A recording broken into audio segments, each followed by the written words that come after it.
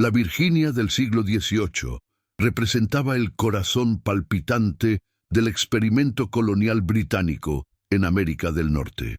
Esta tierra de tabaco y ambiciones desmedidas había evolucionado desde sus precarios inicios en Jamestown hasta convertirse en la colonia más próspera y políticamente influyente del continente. Para comprender los eventos que esta narrativa examina, resulta imprescindible sumergirse primero en las estructuras sociales, económicas y morales que definieron aquella época y que hicieron posible e incluso inevitable la coexistencia de ideales elevados con prácticas de explotación sistemática. El sistema de plantaciones que dominaba la economía virginiense había alcanzado, hacia mediados del siglo XVIII, una sofisticación y brutalidad que lo convertían en una institución total. Las grandes propiedades agrícolas no eran simplemente unidades de producción económica. Constituían mundos cerrados, donde los propietarios ejercían un poder prácticamente absoluto sobre cientos de seres humanos reducidos a la condición de propiedad. Este poder no conocía límites efectivos. El amo decidía sobre el trabajo, el descanso, la alimentación, el vestido, el castigo, la familia, y hasta la vida misma de quienes habitaban bajo su dominio. La aristocracia terrateniente de Virginia había desarrollado una cultura distintiva que combinaba elementos de la nobleza inglesa con adaptaciones propias del contexto colonial. Los grandes propietarios se consideraban herederos de una tradición de gobierno y liderazgo natural, destinados por nacimiento y educación a dirigir los asuntos públicos. Esta clase social monopolizaba los cargos políticos, controlaba las instituciones religiosas anglicanas, dominaba el sistema judicial y establecía los códigos de honor y comportamiento que regían la vida social. Sus mansiones, construidas según los cánones arquitectónicos georgianos, proclamaban visualmente su estatus y sus pretensiones de refinamiento cultural. El tabaco constituía la base material de este orden social. Este cultivo, extraordinariamente rentable pero también devastador para los suelos, requería enormes cantidades de mano de obra para su siembra, cuidado, cosecha y procesamiento. La demanda insaciable de trabajadores había impulsado desde el siglo XVII la importación masiva de personas esclavizadas desde África y el Caribe. Para la década de 1750, los esclavizados representaban aproximadamente el 40% de la población total de Virginia, y en los condados de las tierras bajas del Tidewater, donde se concentraban las grandes plantaciones, esta proporción superaba frecuentemente el 60%. El marco legal que sostenía la esclavitud en Virginia había sido elaborado meticulosamente a lo largo de más de un siglo. Los códigos esclavistas definían a las personas africanas y sus descendientes como bienes muebles, transferibles por herencia, venta o regalo, exactamente igual que el ganado o los implementos agrícolas. La ley establecía que la condición de esclavizado se heredaba por línea materna, una disposición que tenía consecuencias profundas.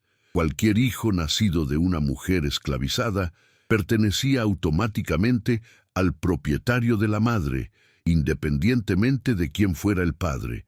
Esta regla legal convertía los cuerpos de las mujeres esclavizadas en instrumentos de producción de nueva propiedad humana. Las leyes coloniales negaban sistemáticamente a las personas esclavizadas cualquier derecho que pudiera limitar el poder del amo. No podían poseer bienes, celebrar contratos, contraer matrimonio legal, testimoniar en juicio contra personas blancas, aprender a leer o escribir, reunirse sin supervisión, portar armas o alejarse de la propiedad sin autorización escrita. Los castigos corporales, incluyendo azotes, mutilaciones y hasta la muerte, quedaban a discreción del propietario, quien rara vez enfrentaba consecuencias legales por la brutalidad ejercida contra su propiedad.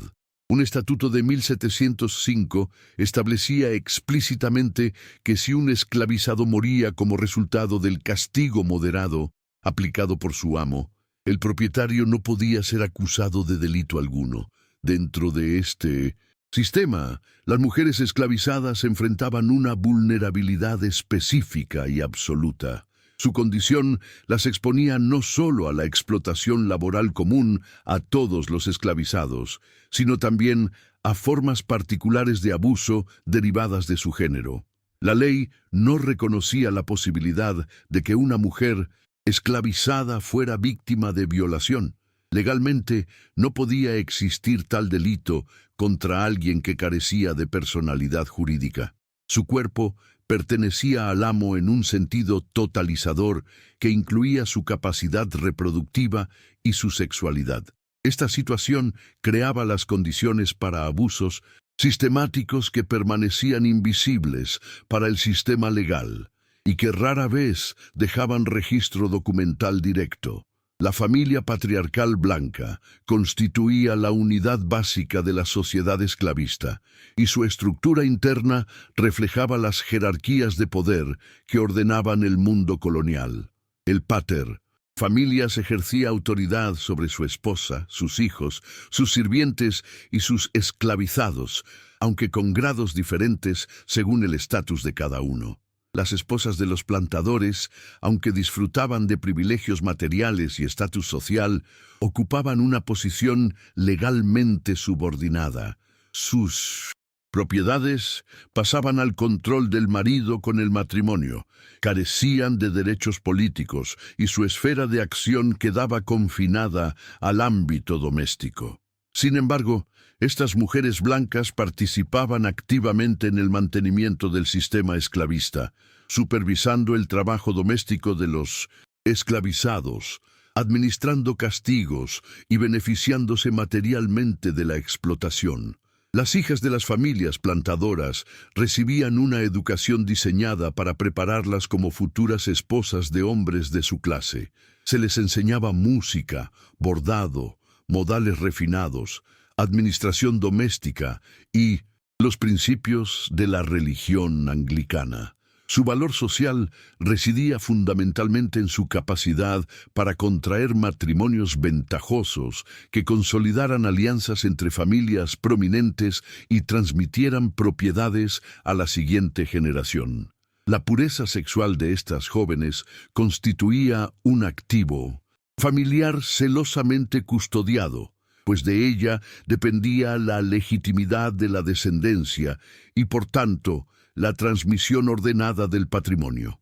Esta obsesión con la virtud de las mujeres blancas coexistía, de manera que los contemporáneos rara vez reconocían como contradictoria con la explotación sexual sistemática de las mujeres esclavizadas. Es dentro de este contexto que debemos situar la figura del gobernador cuya historia examina esta narrativa. Como muchos hombres de su clase y época, había nacido en el seno de una familia ya establecida en la aristocracia terrateniente de Virginia. Su educación había incluido los elementos considerados apropiados para un caballero colonial: conocimientos de latín y griego, principios de derecho y gobierno, entrenamiento militar y las artes sociales que permitían desenvolverse en los círculos del poder.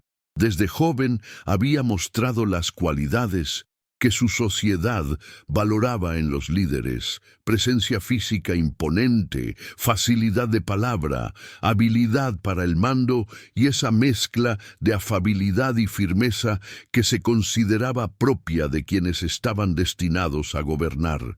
Su carrera pública había seguido la trayectoria típica de los hombres de su posición. Comenzó sirviendo en la milicia colonial, donde las campañas contra las naciones indígenas y las escaramuzas fronterizas le proporcionaron experiencia militar y reconocimiento público. Su desempeño en estas acciones le ganó reputación de valor y capacidad táctica, cualidades que sus contemporáneos consideraban esenciales para el liderazgo político.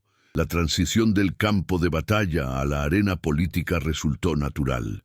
Fue elegido para la Casa de los Burgueses, la Asamblea Legislativa de Virginia, donde pronto se distinguió como orador y como defensor de los intereses de la clase plantadora. El matrimonio constituyó un paso crucial en la consolidación de su posición social. Su esposa provenía de una de las familias más respetables de la colonia, aportando al matrimonio no solo una dote considerable, sino también conexiones familiares que ampliaban su red de influencia. La unión fue celebrada como un enlace apropiado entre iguales, una alianza que fortalecía a ambas familias y que prometía perpetuar las tradiciones de la aristocracia virginiense. Los hijos que nacieron de este matrimonio, incluyendo varias hijas, representaban la continuidad de un linaje que se remontaba a los primeros colonizadores y que se proyectaba hacia un futuro de prosperidad y distinción. La propiedad que administraba ejemplificaba las grandes plantaciones del Tidewater virginiense. Miles de acres dedicados principalmente al cultivo de tabaco, pero también a la producción de granos y a la cría de ganado, sostenían una operación económica compleja que requería la labor de más de un centenar de personas esclavizadas. La mansión principal, una estructura imponente de ladrillo rojo con columnas blancas, dominaba el paisaje y servía como centro de la vida social de la región.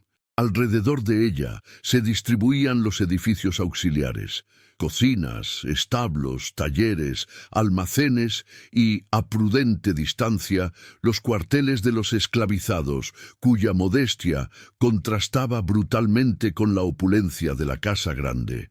La administración de una plantación de este tamaño requería una estructura jerárquica compleja. El propietario raramente supervisaba directamente el trabajo agrícola. Esta tarea recaía en capataces blancos y para las labores cotidianas en esclavizados que ocupaban posiciones de relativa autoridad como conductores o jefes de cuadrilla. Los esclavizados, domésticos, cocineros, sirvientes personales, nodrizas, costureras, trabajaban en proximidad constante con la familia blanca y a menudo desarrollaban relaciones complejas con sus amos, relaciones que podían incluir elementos de afecto genuino, pero que nunca dejaban de estar fundamentalmente marcadas por la desigualdad radical de poder. Entre los esclavizados de la plantación se encontraba un hombre cuyo nombre la historia ha preservado de manera fragmentaria en registros dispersos. Los documentos disponibles sugieren que había nacido en la propiedad, hijo de padres también esclavizados, y que, desde joven, había sido destinado a trabajos que requerían habilidades especiales. Sabía leer y escribir, una capacidad poco común entre los esclavizados y técnicamente ilegal, posiblemente aprendida de algún miembro de la familia blanca que ignoró las prohibiciones legales, o quizás adquirida clandestinamente. Esta educación, junto con su inteligencia evidente y su apariencia física, que los estándares de la época consideraban favorables, lo habían llevado a ocupar una posición privilegiada dentro de la jerarquía de los esclavizados domésticos. Su trabajo lo mantenía en contacto constante con la familia del propietario. Servía en la casa principal, atendía las necesidades de los habitantes de la mansión, acompañaba al amo en viajes y cumplía funciones que requerían confianza y discreción. Esta proximidad, que en otro contexto podría haber sido simplemente una forma de trabajo doméstico, adquiría en el sistema esclavista connotaciones que es necesario examinar con cuidado. El esclavizado, por muy favorecido que pudiera ser su posición, seguía siendo legalmente una propiedad sin derechos. Su acceso a los espacios íntimos de la familia no representaba un privilegio otorgado por mérito, sino una disposición del amo que podía ser revocada en cualquier momento por cualquier razón. El gobernador, como se ha mencionado, pasaba largos períodos alejado de su hogar. Las responsabilidades políticas lo llevaban frecuentemente a Williamsburg, la capital colonial, donde la Asamblea Legislativa sesionaba y donde se tomaban las decisiones que afectaban la vida de la colonia. Las campañas militares contra franceses e indígenas en la frontera occidental lo mantenían ausente durante meses. Los viajes a otras colonias y ocasionalmente a Inglaterra para gestionar asuntos ante la corona añadían más tiempo fuera de la plantación. Durante estas ausencias, la administración de la propiedad quedaba en manos de su esposa, asistida por capataces y por los esclavizados de mayor confianza. La imagen pública del gobernador era impecable según los estándares de su tiempo. Sus contemporáneos lo describían como un hombre de honor, un patriota dedicado al servicio de su colonia, un cristiano devoto y un padre de familia ejemplar. Los periódicos de la época publicaban relatos de sus hazañas militares y sus discursos políticos. Su nombre aparecía en las listas de benefactores, de instituciones educativas y religiosas. Era recibido con honores en las mansiones de otros plantadores y su opinión era solicitada en las cuestiones importantes que afectaban a la clase dirigente de Virginia. Esta imagen pública constituía una construcción cuidadosamente elaborada y celosamente protegida. La reputación de un caballero virginiense dependía de su capacidad para proyectar una apariencia de virtud, generosidad y dominio de sí mismo. Los códigos de honor de la época prescribían comportamientos específicos en la esfera pública mientras permanecían notablemente silenciosos sobre lo que ocurría en los espacios privados de la plantación. Lo que sucedía entre un amo y sus esclavizados no era asunto de escrutinio público.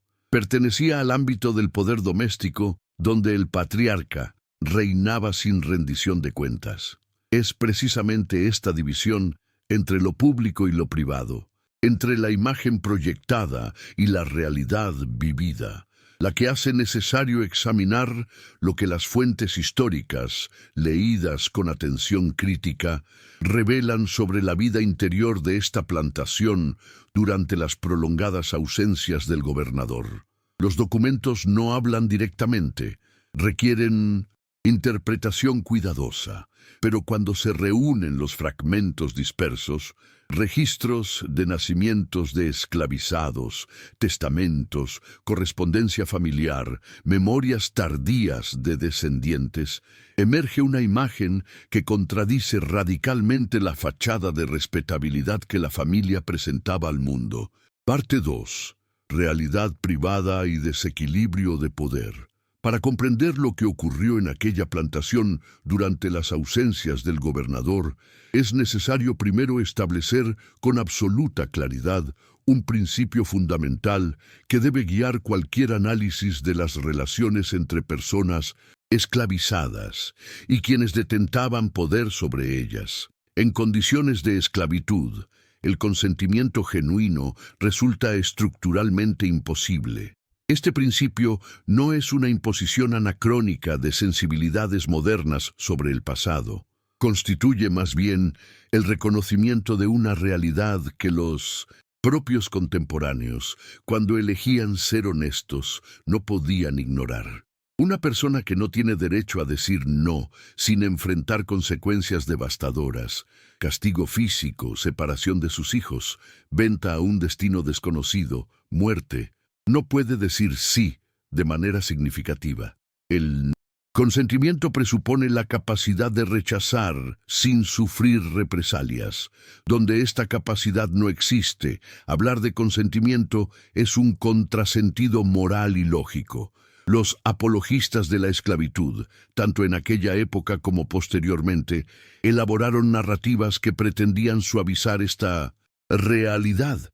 Hablaban de relaciones de afecto entre amos y esclavizados, de sirvientes leales que rechazaban la libertad ofrecida, de mujeres esclavizadas que supuestamente seducían a los hombres blancos.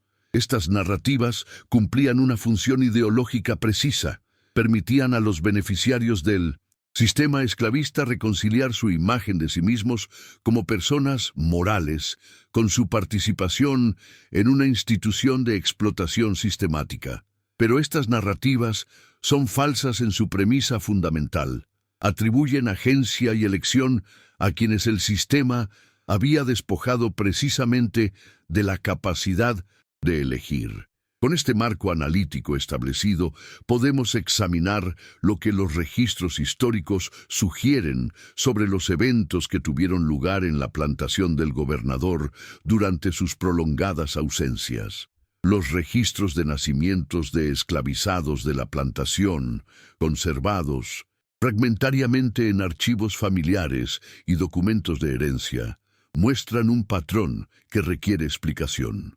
Durante los años en que el gobernador estuvo frecuentemente ausente por campañas militares y responsabilidades políticas, nacieron en la plantación varios niños cuya apariencia física, según testimonios posteriores de familiares y vecinos, indicaba ascendencia mixta europea y africana. Esta apariencia era suficientemente notable como para generar comentarios que, aunque silenciados en la esfera pública, circulaban en los espacios más privados de la comunidad.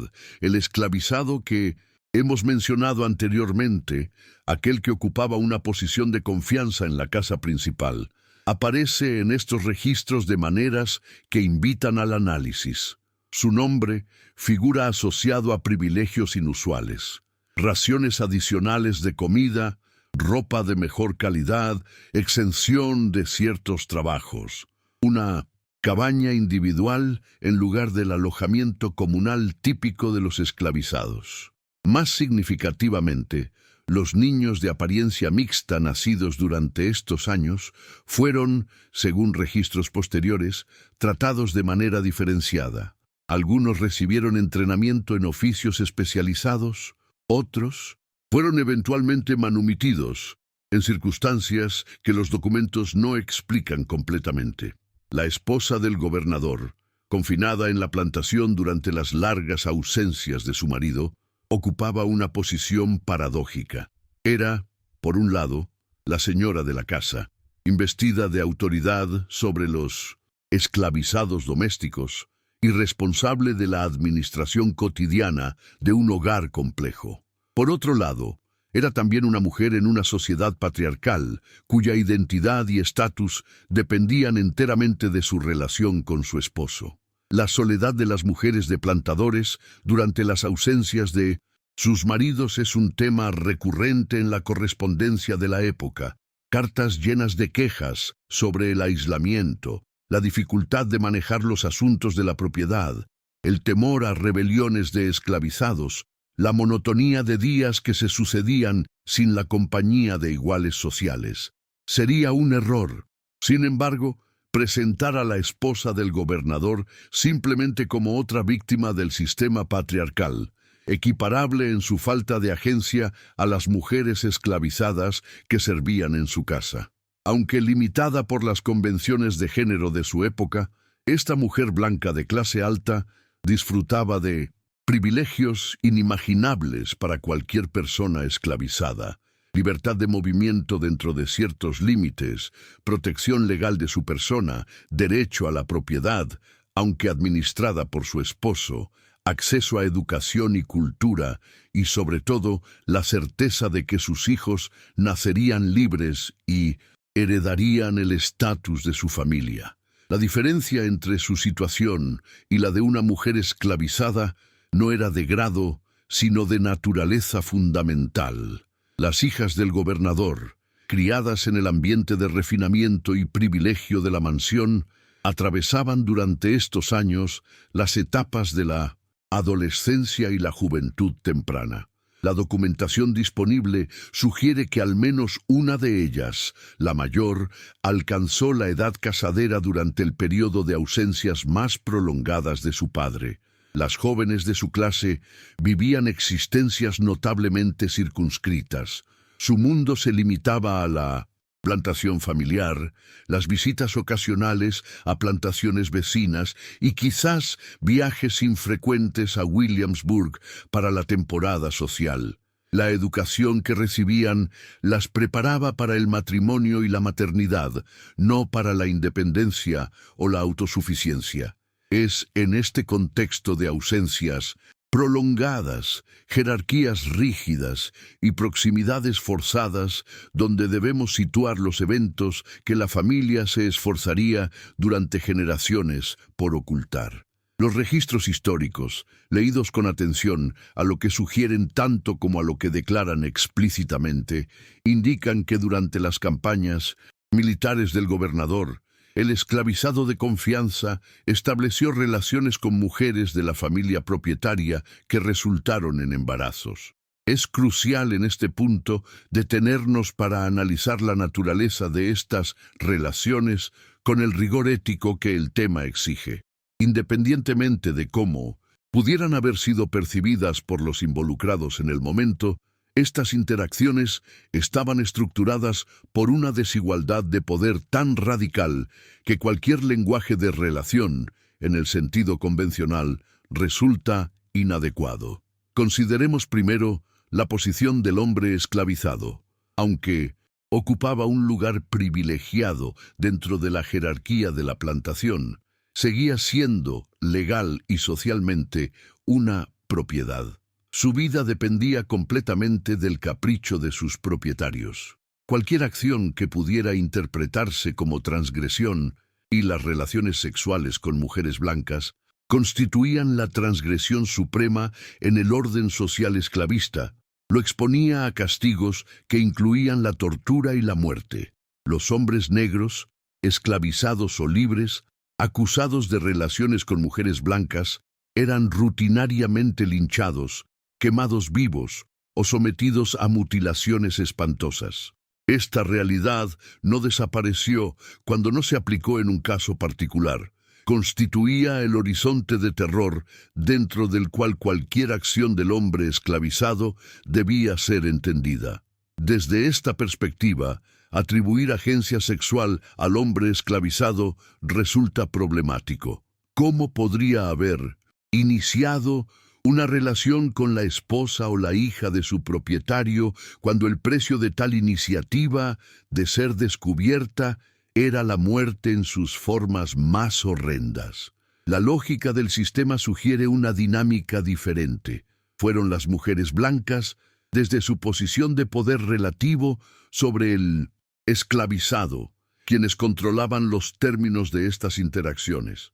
El esclavizado, enfrentado a demandas de mujeres que tenían poder de vida y muerte sobre él, se encontraba en una posición donde resistir podía ser tan peligroso como acceder.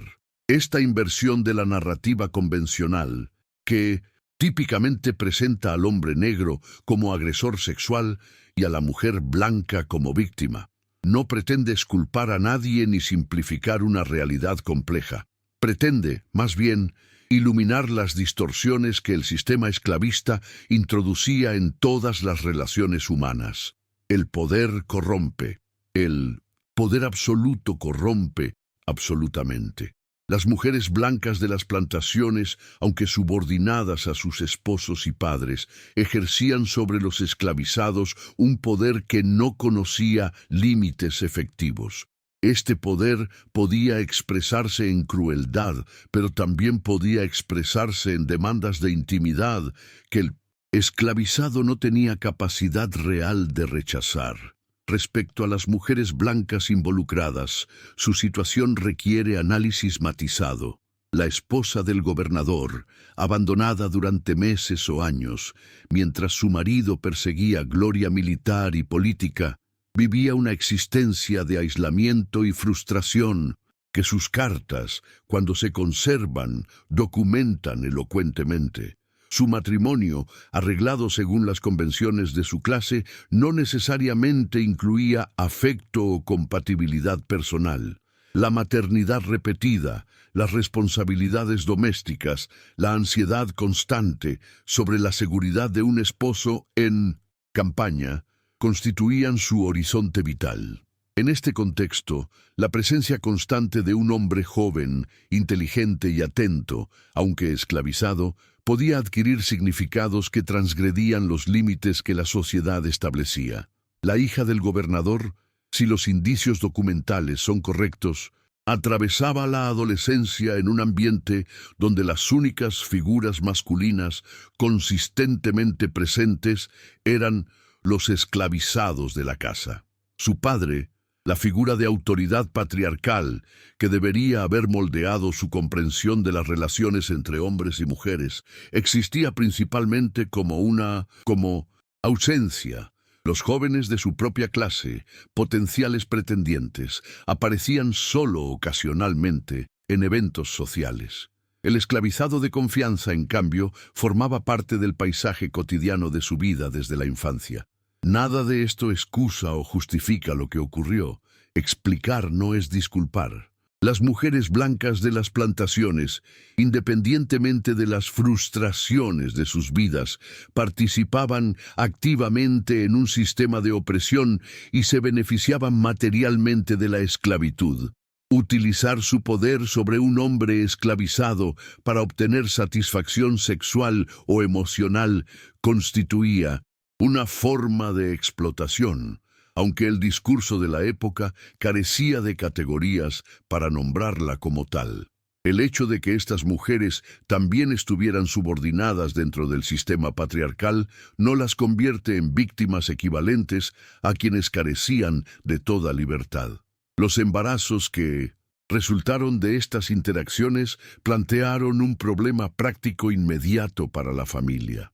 En una sociedad donde la reputación de las mujeres blancas dependía absolutamente de su pureza sexual percibida, un embarazo fuera del matrimonio o un hijo cuya apariencia revelara paternidad no blanca constituía una catástrofe social.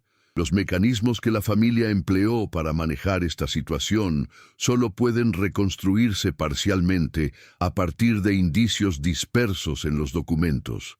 Algunas fuentes sugieren que al menos uno de los embarazos de la esposa fue presentado públicamente como resultado de una de las infrecuentes visitas del gobernador a la plantación. La cronología, examinada cuidadosamente, revela inconsistencias que los contemporáneos podrían haber notado, pero que la deferencia social hacia una familia prominente impedía mencionar públicamente. El niño nacido de este embarazo aparece en registros posteriores con ambigüedades sobre su estatus, que sugieren incertidumbre sobre su lugar en la familia. Respecto a la hija, los indicios son más fragmentarios, pero igualmente sugestivos. Un período de varios meses en que desaparece de la correspondencia familiar, explicado posteriormente como una enfermedad que requirió reclusión, coincide con los tiempos de un posible embarazo. Un niño que aparece en los registros de esclavizados de la plantación durante este período y que posteriormente recibiría un trato distintivamente favorable, podría representar el resultado de esta situación. Es importante reconocer los límites de lo que la documentación histórica permite afirmar con certeza. Los registros de plantaciones no fueron diseñados para documentar transgresiones, sino para administrar propiedades. Las familias tenían todo el interés en destruir u ocultar evidencia de eventos que dañaban su reputación. Lo que sobrevive son fragmentos que requieren interpretación cuidadosa y que inevitablemente dejan preguntas sin responder. Sin embargo, la convergencia de múltiples indicios, los nacimientos, las inconsistencias cronológicas, los tratos diferenciados, los silencios elocuentes de la documentación, compone una imagen que, aunque incompleta, resulta coherente y plausible. El esclavizado involucrado en estos eventos aparece en los registros de años posteriores con un estatus peculiar. No fue vendido ni castigado visiblemente, lo que sugiere que la familia tenía interés en mantenerlo cerca, quizás para asegurar su silencio o quizás porque las relaciones, cualquiera que fuera su naturaleza, continuaron durante un tiempo. Eventualmente obtuvo su libertad en circunstancias que los documentos no aclaran completamente, y hay indicios de que algunos de sus descendientes, incluidos posiblemente hijos de las mujeres blancas de la familia, también fueron manumitidos en momentos estratégicos. El gobernador, según todas las evidencias disponibles, permaneció aparentemente ignorante de lo que ocurría en su hogar durante sus ausencias, o quizás ignorante no sea el término adecuado. En una sociedad donde los hombres de su clase dependían de una imagen de control patriarcal absoluto, admitir conocimiento de tales eventos habría sido tan devastador como los eventos mismos.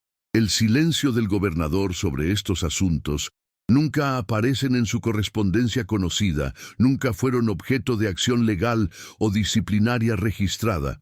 Podría interpretarse como ignorancia genuina, como negación deliberada, o como una decisión consciente de no saber lo que saber habría obligado a actuar.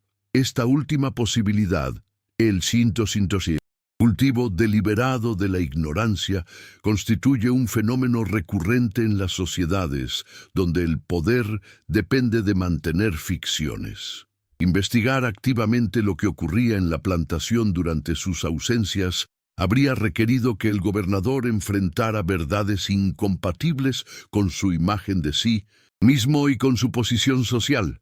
Era más fácil, más conveniente, simplemente no preguntar, no mirar demasiado de cerca, aceptar las explicaciones superficiales que su esposa e hija pudieran ofrecer. La ignorancia cultivada sistemáticamente se convierte en una forma de complicidad.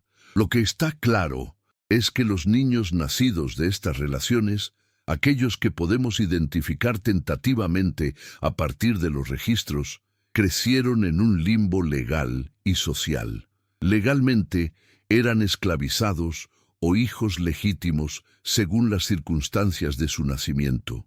Socialmente ocupaban posiciones ambiguas que reflejaban los secretos de su origen. Algunos parecen haber sido absorbidos en la comunidad esclavizada de la plantación. Su conexión con la familia blanca, un secreto a voces que todos conocían y nadie mencionaba. Otros, nacidos de la esposa del gobernador y presumiblemente registrados como hijos legítimos, habrían crecido con todos los privilegios de su clase aparente, aunque quizás marcados por tensiones familiares cuyas raíces no comprendían plenamente. Los testimonios que emergerían generaciones después, cuando la guerra civil y sus secuelas aflojaron algunas de las mordazas del silencio, hablarían de tradiciones orales mantenidas en las comunidades afroamericanas descendientes de los esclavizados de la plantación. Estas tradiciones nombraban al esclavizado como padre de niños criados como blancos. Describían las circunstancias de las relaciones con detalles que sugerían transmisión directa de testigos presenciales y expresaban un conocimiento de los secretos familiares que la familia blanca se esforzaba por mantener ocultos. La cuestión de qué sabían los otros esclavizados de la plantación y qué pensaban de lo que observaban permanece mayormente inaccesible.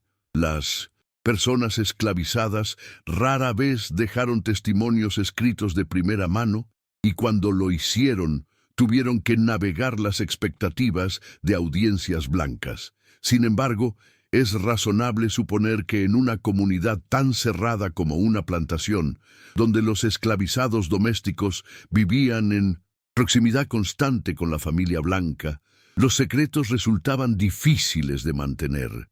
El conocimiento de lo que ocurría circularía entre los esclavizados, quizás discutido en los espacios fuera del alcance de oídos blancos, pero el compartir este conocimiento con el mundo exterior habría sido impensablemente peligroso.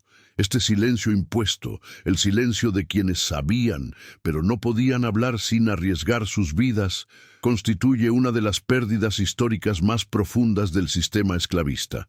Las voces de quienes vivieron estas realidades como testigos o participantes fueron sistemáticamente suprimidas, y con ellas se perdió un conocimiento que habría transformado nuestra comprensión del pasado. Lo que reconstruimos hoy es, necesariamente, una versión parcial y mediada por las distorsiones de una documentación producida principalmente por y para los propietarios blancos. Parte 3. Negación, silencio y supresión histórica. Los mecanismos mediante los cuales los eventos descritos en la sección anterior fueron ocultados, minimizados y finalmente casi borrados de la memoria histórica merecen análisis detallado. La supresión de verdades inconvenientes no ocurre por accidente. Requiere esfuerzo sostenido, complicidad institucional y la construcción activa de narrativas alternativas que ocupen el espacio donde la verdad debería residir. En el caso de la familia del gobernador, el proceso de ocultamiento comenzó inmediatamente, en tiempo real, mientras los eventos se desarrollaban. Las mujeres involucradas, la esposa y presumiblemente la hija, tenían incentivos poderosos para mantener el secreto. En una sociedad donde el honor femenino se definía casi exclusivamente en términos de pureza sexual, la revelación de relaciones con un hombre esclavizado habría significado la ruina social completa. No importaba que estas relaciones estuvieran estructuradas por dinámicas de poder que complicaban cualquier noción simple de responsabilidad. Lo que importaba era la percepción pública. Una mujer blanca conocida por haber tenido relaciones con un negro, en cualquier circunstancia, quedaba marcada de manera indeleble. El gobernador, ya sea que supiera o cultivara activamente su ignorancia, participaba en el mantenimiento del silencio simplemente al no investigar. Su autoridad como cabeza de familia significaba que sus preguntas habrían generado respuestas. Su decisión de no preguntar creaba el espacio donde los secretos podían preservarse. Tras su muerte, este silencio fue heredado por los hijos legítimos, aquellos cuya posición en la familia no estaba en duda, quienes tenían todo el interés en proteger la reputación de la familia y con ella su propio estatus social y sus derechos hereditarios. Los documentos familiares que sobrevivieron al paso del tiempo muestran señales de lo que los archivistas llaman curación selectiva. Cartas que podrían haber revelado detalles comprometedores aparentemente fueron destruidas. Las que sobrevivieron tienden a presentar una imagen uniformemente positiva de la familia y sus relaciones. Los registros de la plantación referentes a los esclavizados muestran lagunas inexplicables precisamente en los periodos más sensibles. Esta destrucción selectiva de evidencia no puede probarse directamente. Por definición, lo que fue destruido no está disponible para examen, pero las ausencias sistemáticas en la documentación sugieren una mano curadora que separó lo que podía preservarse de lo que debía desaparecer. La comunidad más amplia de la aristocracia virginiense participó en el silenciamiento a través de lo que podríamos llamar discreción de clase. Los propietarios de plantaciones vecinos, que seguramente escucharon rumores y quizás observaron indicios de lo que ocurría, tenían sus propias razones para no investigar ni comentar. En primer lugar, la exposición de escándalos en una familia dañaba la reputación de toda la clase plantadora, cuyo derecho a gobernar dependía de su imagen de superioridad moral. En segundo lugar, pocas familias de plantadores podían estar seguras de que sus propios secretos resistirían un escrutinio similar. La regla tácita de no investigar los asuntos domésticos ajenos protegía a todos. En tercer lugar, las redes de parentesco y alianza que conectaban a las familias de la élite significaban que dañar a una familia frecuentemente dañaba a otras conectadas con ella. Los registros oficiales de la colonia y, posteriormente, del Estado de Minnesota Virginia reflejan esta conspiración de silencio. Los censos registraban personas como blancas o de color, basándose a menudo en la reputación social más que en investigaciones genealógicas. Los niños nacidos de la esposa del gobernador fueron registrados como blancos porque la familia los presentó como tales y nadie tenía autoridad o interés para cuestionarlo. Los niños clasificados como esclavizados fueron registrados como propiedad de la familia sin indicación de quiénes podrían ser sus padres reales. El aparato documental del Estado, supuestamente objetivo, reproducía y reforzaba las ficciones que las familias prominentes necesitaban mantener. La Iglesia Anglicana, la institución religiosa establecida en Virginia colonial, contribuyó a su manera al mantenimiento del silencio. Los párrocos dependían del patrocinio de las familias plantadoras para su sustento y posición. Difícilmente iban a arriesgar esta dependencia investigando rumores sobre la vida privada de sus benefactores. Los sermones de la época presentaban la esclavitud como una institución ordenada por Dios y a los propietarios como custodios benevolentes encargados de la salvación de sus esclavizados. Esta teología, conveniente para los intereses de los plantadores, no dejaba espacio para cuestionar las realidades del poder doméstico o las transgresiones que ese poder hacía posibles. La historiografía temprana de Virginia, escrita principalmente por descendientes de las familias plantadoras o por historiadores simpáticos a sus perspectivas, continuó el trabajo de ocultamiento en un registro diferente.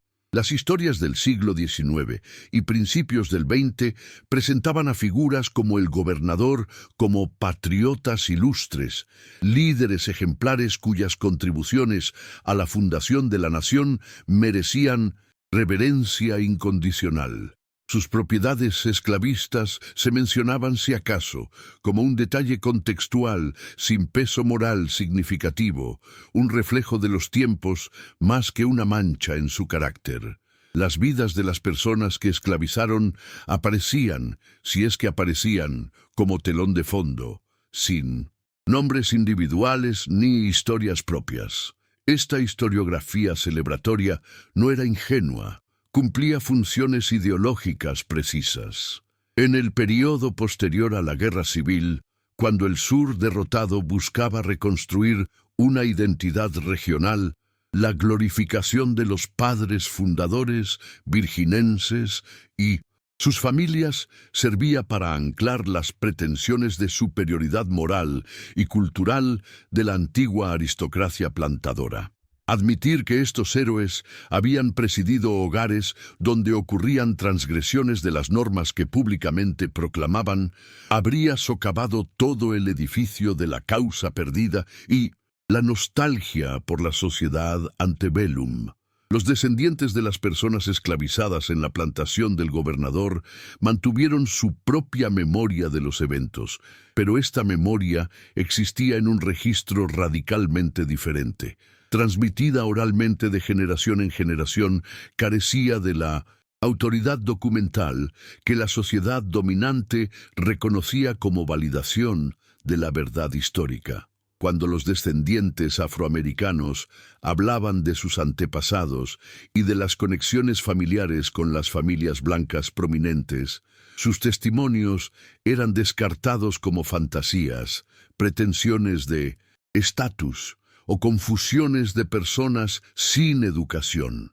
El racismo estructural que negaba credibilidad a las voces negras funcionaba como otro mecanismo de supresión histórica. Hubo momentos en que el silencio amenazó con romperse. En las décadas posteriores a la Guerra Civil, cuando algunos de los esclavizados más viejos todavía vivían y podían ofrecer testimonios directos, existió una ventana de oportunidad para documentar lo que realmente había ocurrido en las plantaciones. Algunos esfuerzos se hicieron en este sentido.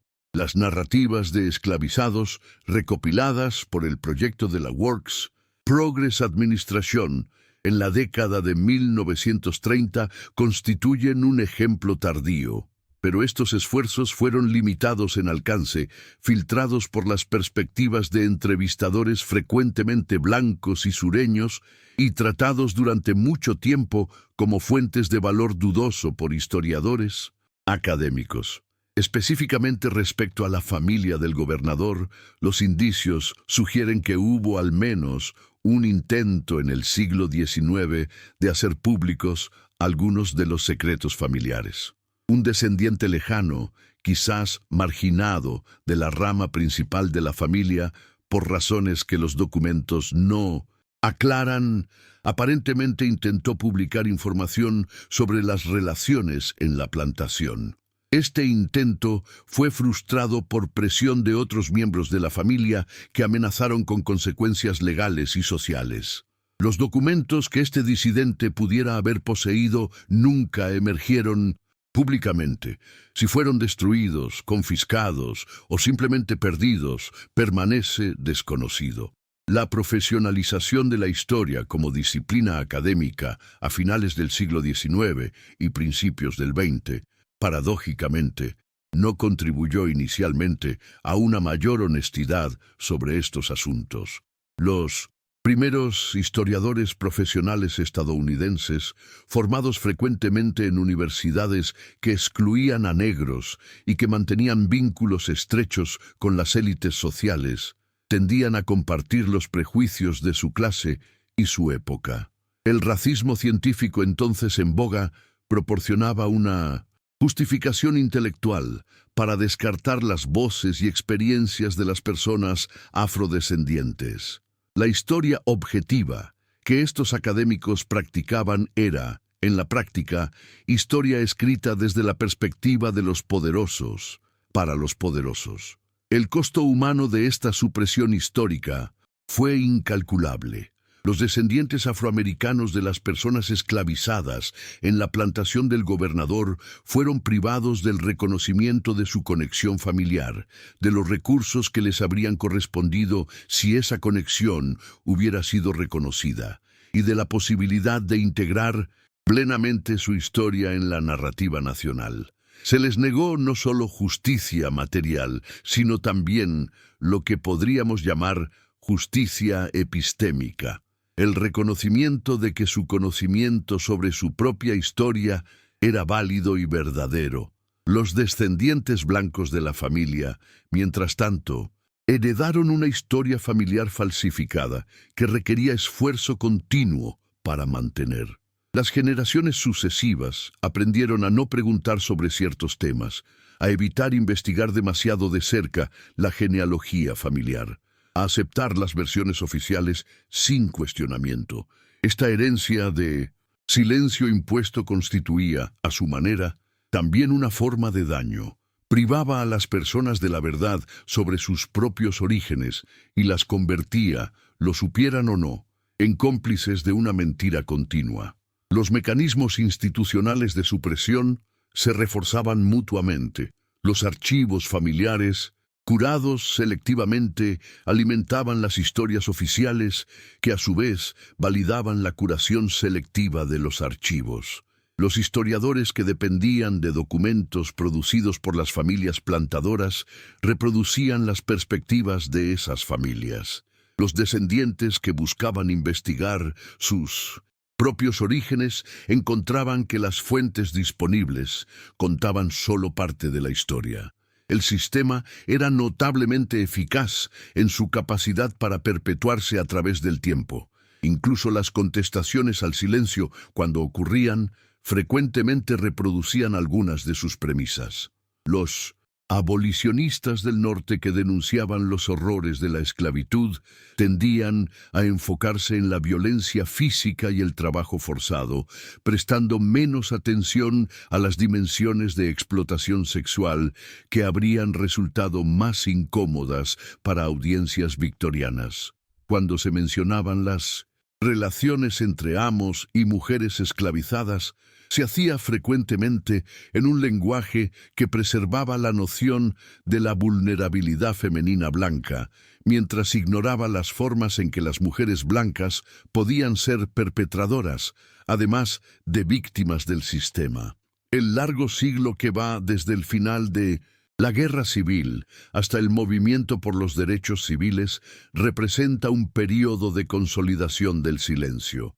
La reconstrucción fracasada, el terror de Jim Crow, la segregación institucionalizada, todos contribuyeron a mantener las estructuras de poder que hacían peligroso para los afroamericanos insistir públicamente en verdades que desafiaban las narrativas de las familias blancas prominentes.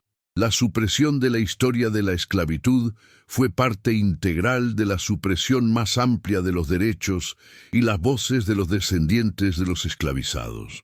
Cuando, a partir de la década de 1960, comenzaron a producirse cambios en el panorama historiográfico, con la emergencia de la historia social, los estudios afroamericanos, la historia de las mujeres y una atención renovada a las voces de los marginados.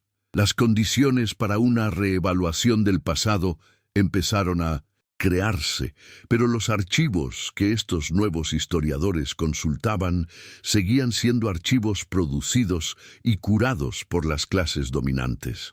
La recuperación de las voces suprimidas requería métodos creativos, la lectura a contrapelo de los documentos, la atención a los silencios y las ausencias, la valoración de la tradición oral, la colaboración con comunidades descendientes.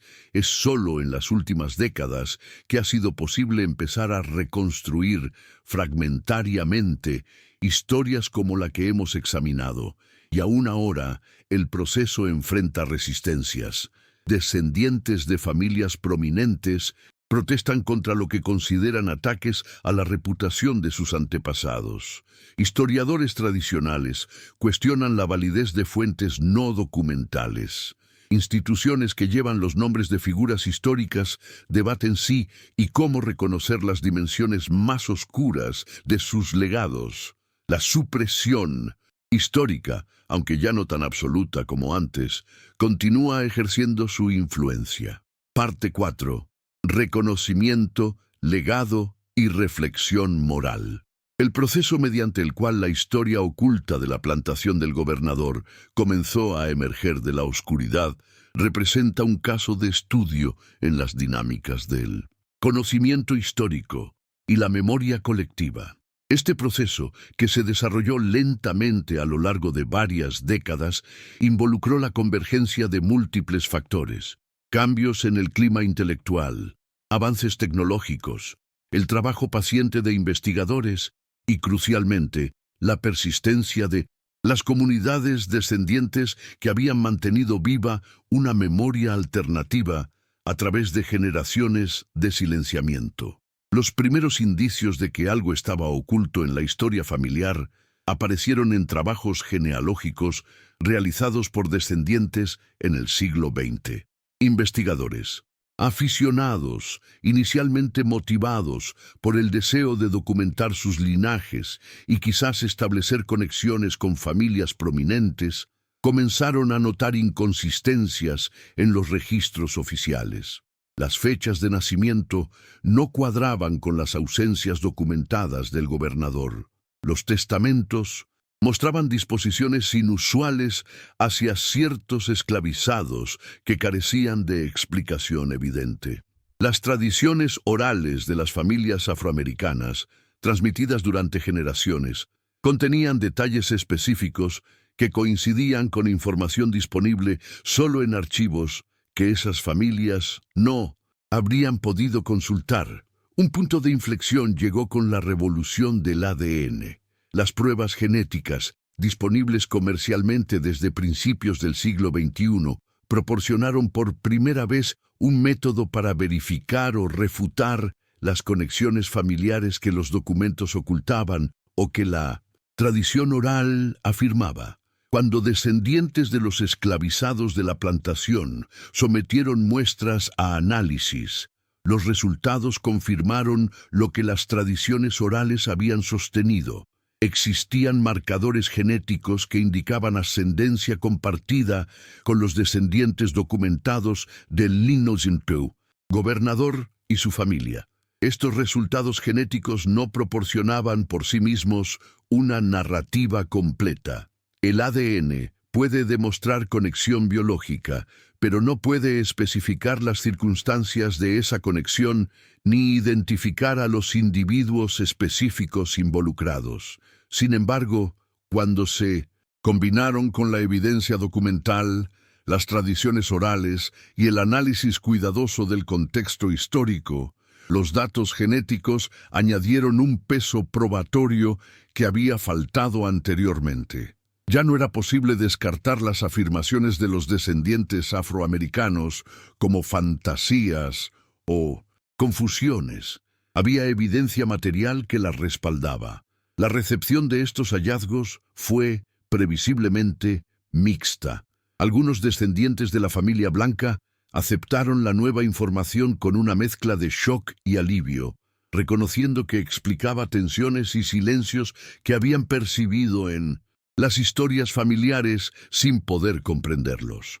Otros reaccionaron con negación y hostilidad, rechazando la validez de las pruebas de ADN, cuestionando las metodologías de los investigadores, o argumentando que incluso si las conexiones biológicas existían, las circunstancias eran diferentes de lo que los críticos sugerían. Las instituciones asociadas con el legado del gobernador, museos, sociedades históricas, sitios patrimoniales, enfrentaron presiones para revisar sus narrativas. Estas instituciones, frecuentemente dependientes de donaciones de descendientes y de la buena voluntad de comunidades locales que veneraban la memoria de los padres fundadores, navegaron terreno difícil. Algunas optaron por incorporar la nueva información de manera prominente, reconociendo que la historia completa era más valiosa que una historia sanitizada. Otras adoptaron enfoques más cautelosos, mencionando las controversias sin tomar posición definitiva, o confinando la información incómoda a exhibiciones secundarias o notas al pie en los materiales educativos. El debate público sobre cómo recordar a figuras históricas cuyas vidas combinaban logros públicos reconocidos con conductas privadas problemáticas se intensificó. Este debate trascendía el caso particular del gobernador para abarcar cuestiones más amplias sobre la memoria nacional, la justicia histórica y la relación entre pasado y presente. ¿Podían las contribuciones políticas de una figura como el gobernador separarse de su participación en la esclavitud y de lo que ocurrió en su hogar? ¿Debían los monumentos, las instituciones y los lugares que llevaban su nombre ser renombrados o contextualizados? ¿Qué se debía a los descendientes de las personas que sufrieron bajo su poder? Para las comunidades afroamericanas, descendientes de los esclavizados de la plantación, el reconocimiento de la verdad histórica llevaba cargas emocionales complejas. Por un lado, representaba una validación largamente esperada de conocimientos familiares que habían sido descartados y menospreciados durante generaciones.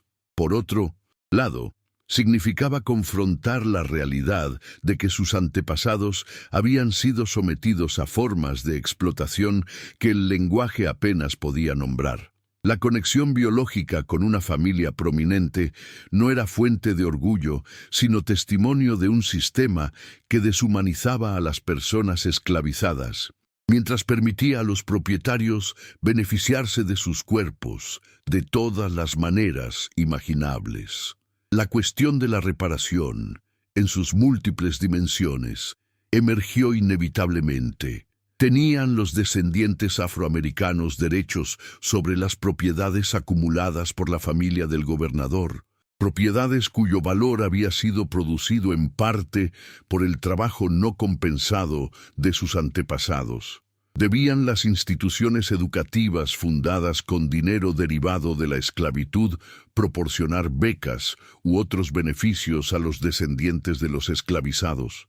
Estas preguntas, difíciles de responder en términos prácticos, obligaban a confrontar la continuidad entre la injusticia histórica y la desigualdad presente. El caso del gobernador iluminaba verdades más amplias sobre la naturaleza de la esclavitud como institución y sobre las sociedades que la practicaban. Contrariamente a las narrativas que presentaban la esclavitud principalmente como un sistema de producción económica, este caso revelaba sus dimensiones íntimas, la manera en que el poder absoluto corrompía todas las relaciones humanas, la vulnerabilidad especial de los cuerpos de las personas esclavizadas, la complicidad de las mujeres blancas en formas de explotación que las narrativas convencionales tendían a ignorar, y la capacidad de sociedades enteras para mantener ficciones colectivas que protegían los intereses de los poderosos. La reflexión sobre este caso obligaba también a considerar las formas en que el silencio histórico había servido para perpetuar desigualdades. Las familias blancas, descendientes del gobernador, habían heredado no solo propiedades materiales, sino también capital social, educacional y cultural, acumulado a lo largo de generaciones. Las familias afroamericanas, descendientes de los esclavizados, habían heredado las consecuencias de siglos de explotación, exclusión y discriminación. La brecha entre estos dos grupos no era simplemente resultado de diferencias individuales en talento o esfuerzo, era el producto de una historia de injusticia sistemática que el silencio ayudaba a naturalizar. El reconocimiento de esta historia planteaba preguntas incómodas sobre el presente. Si los fundamentos de la prosperidad de algunas familias e instituciones incluían la explotación de personas esclavizadas, ¿qué implicaciones tenía esto para la legitimidad de esa prosperidad? Si las narrativas históricas oficiales habían sido construidas mediante la supresión sistemática de verdades inconvenientes, ¿qué otras verdades permanecían ocultas? Si las voces de los descendientes de esclavizados habían sido descartadas durante generaciones, ¿qué mecanismos similares de descarte seguían operando en el presente? Estas preguntas no admitían respuestas simples, pero el acto de formularlas representaba un avance significativo.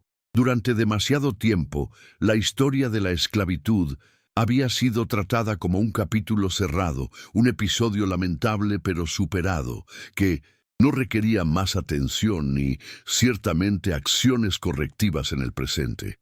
El reconocimiento de casos como el del gobernador demostraba que el pasado no estaba tan cerrado como se pretendía, que sus efectos continuaban reverberando a través de las generaciones y que la justicia requería no solo conocimiento, sino también responsabilidad.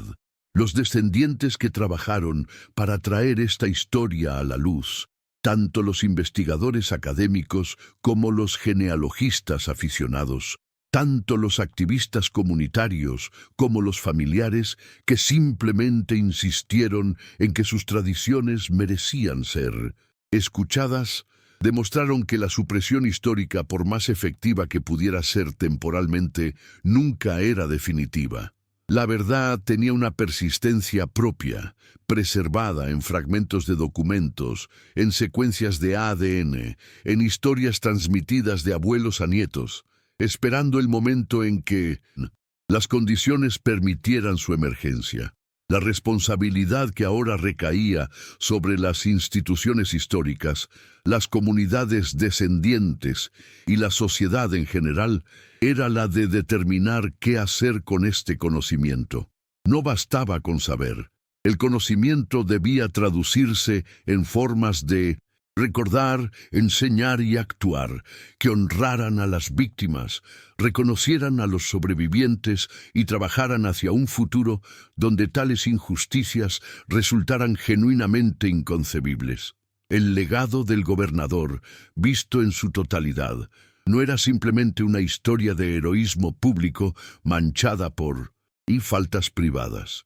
Era un testimonio de cómo las estructuras de poder podían coexistir con retóricas de libertad, de cómo la violencia sistemática podía ocultarse bajo apariencias de civilización, de cómo generaciones de personas podían beneficiarse de injusticias que simultáneamente negaban haber cometido.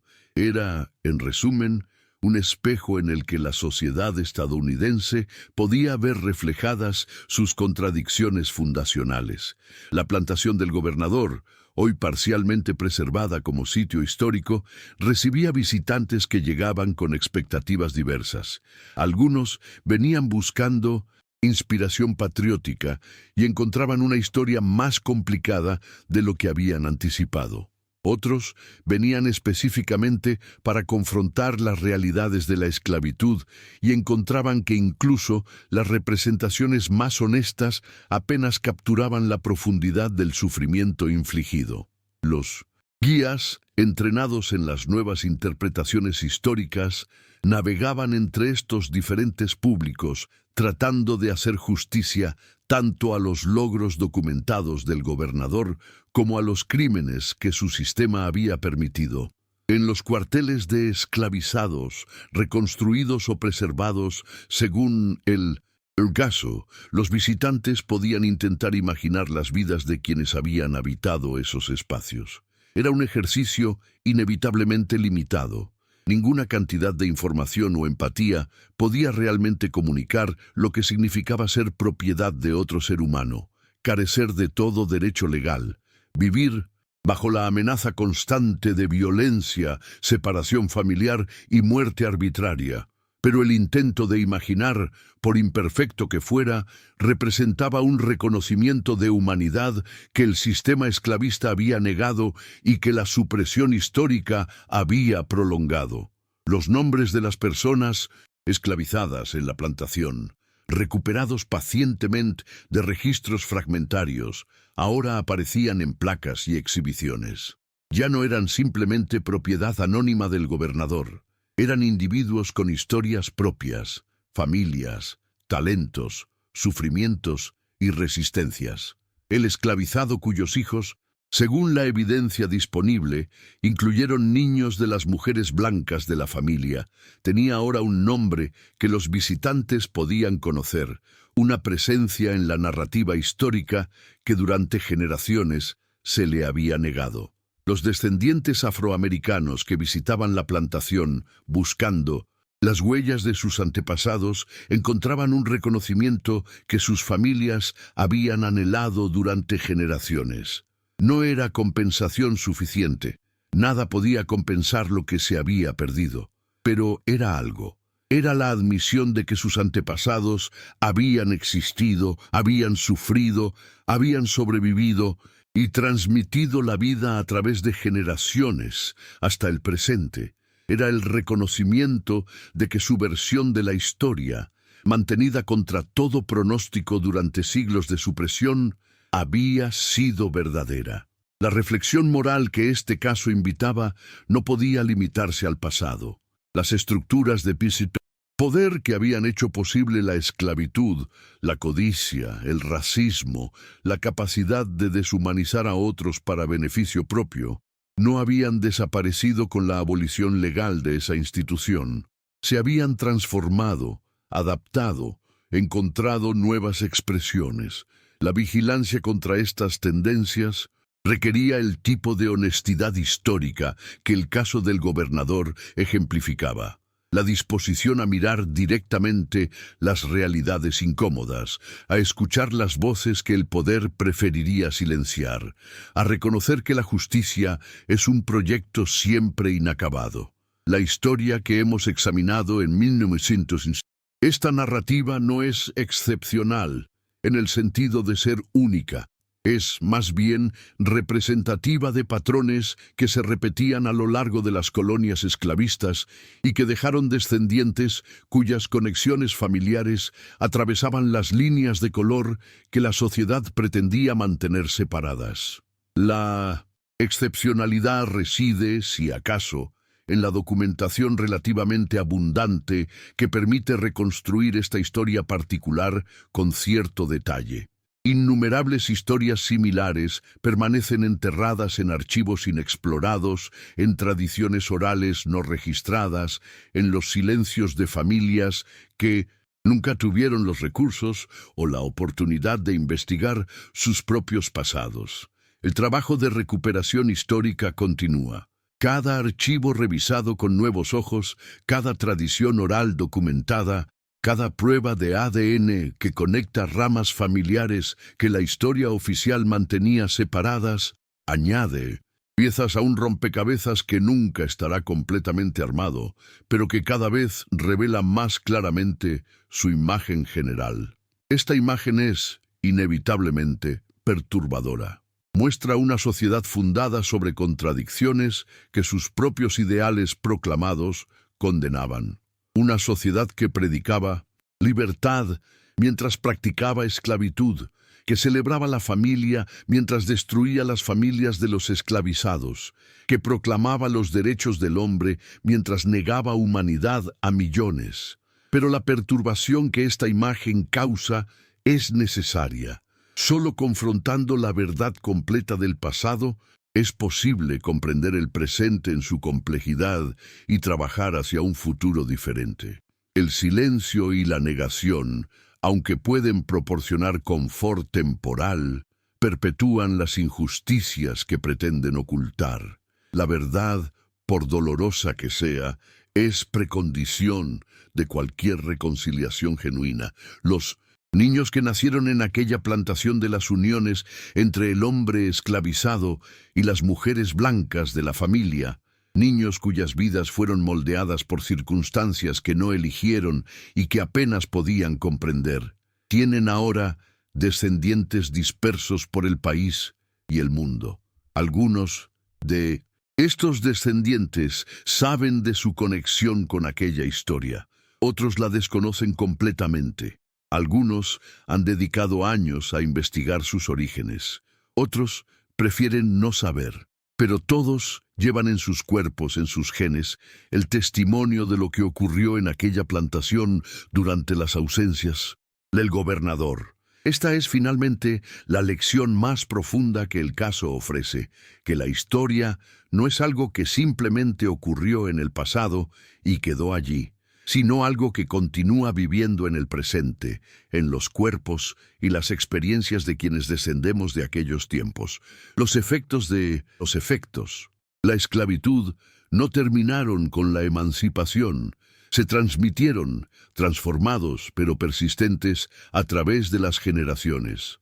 Reconocer esto no es una cuestión de asignar culpa individual, sino de comprender las estructuras que continúan moldeando nuestras sociedades y nuestras vidas. El gobernador que pasó a la historia como héroe militar y estadista ejemplar también presidió un hogar donde ocurrían transgresiones que las convenciones de su época impedían nombrar y que generaciones posteriores se esforzaron por ocultar. Reconocer esta complejidad no es destruir su legado, sino completarlo, hacerlo más humano en el sentido más difícil de esa palabra, reconocer que incluso aquellos a quienes admiramos participaron en sistemas de opresión cuyas consecuencias perduran hasta hoy. La historia que hemos narrado no tiene un final feliz, porque la historia real rara vez los tiene. Pero tiene un final que apunta hacia la posibilidad de algo diferente.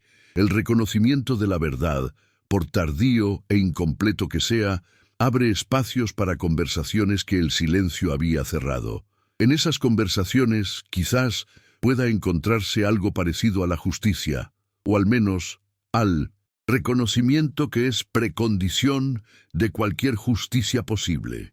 En última instancia, recordar a quienes el poder quiso olvidar constituye un acto de resistencia contra la amnesia impuesta.